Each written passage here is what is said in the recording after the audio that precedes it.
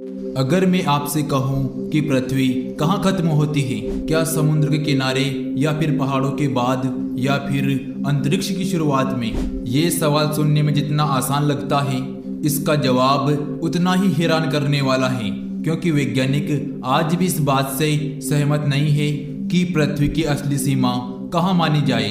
तो आइए आज की इस वीडियो में हम जानते हैं कि पृथ्वी की आखिरी सीमा कहाँ खत्म होती है। सबसे पहले ये समझिए, हम जिस जमीन पर खड़े हैं ये पृथ्वी का सबसे ऊपरी हिस्सा है, या इसके बाद समुद्र, फिर वातावरण और उसके बाद अंतरिक्ष आता है। लेकिन सवाल ये है कि पृथ्वी और अंतरिक्ष के बीच सीमा कहाँ है?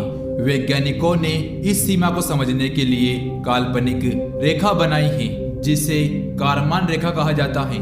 ये रेखा समुद्र से लगभग 100 मीटर ऊपर मानी जाती है। इसके ऊपर का वातावरण इतना पतला हो जाता है कि सामान्य हवाई जहाज उड़ नहीं सकते। इसीलिए कई अंतर्राष्ट्रीय संस्थाएं इसी ऊंचाई को अंतरिक्ष की शुरुआत मानते हैं। लेकिन कहानी यहाँ भी खत्म नहीं होती।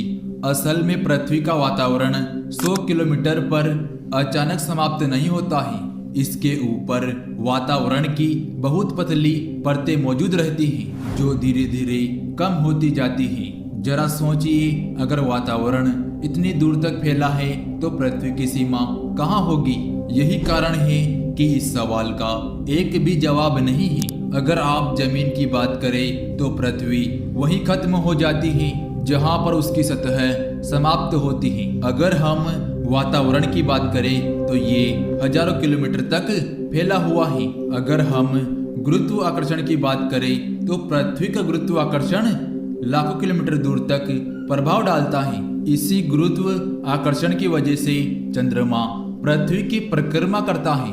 यानी एक तरह से देखा जाए तो पृथ्वी का प्रभाव चंद्रमा तक महसूस किया जा सकता है। और अब एक और दिलचस्प बात है, बहुत से लोग सोचते हैं कि अंतरिक्ष में पहुंचते ही गुरुत्वाकर्षण खत्म हो जाता है, लेकिन ऐसा बिल्कुल नहीं है। अंतर्राष्ट्रीय अंतरिक्ष स्टेशन, जो लगभग 400 किलोमीटर की ऊंचाई पर पृथ्वी की परिक्रमा करता है, वहां पर भी पृथ्वी का गुरुत्वाकर्षण मौजूद है। अंतरिक्ष यात्री इसलिए तैरते हुए दिखाई देते हैं क्योंकि वे लगातार पृथ्वी की ओर गिरते हुए उसके चारों ओर घूमते रहते हैं।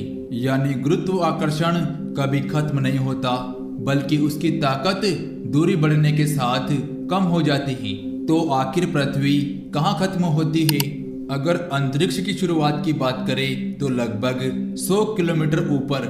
अगर वातावरण की बात करें तो लगभग 10,000 किलोमीटर तक उसकी बहुत पतली परत मौजूद है।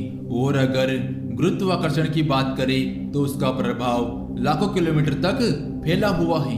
इसीलिए ये कहना कि पृथ्वी यहीं खत्म होती है, ये पूरी तरह से सही नहीं होगा।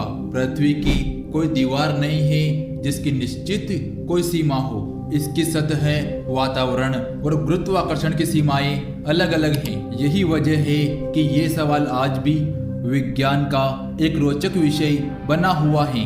अगर आपको ये वीडियो पसंद आई हो तो हमारी वीडियो को लाइक कर लेना और चैनल को सब्सक्राइब कर लेना। मिलते हैं अगले वीडियो में, तब तक के लिए जय हिंद, जय भारत।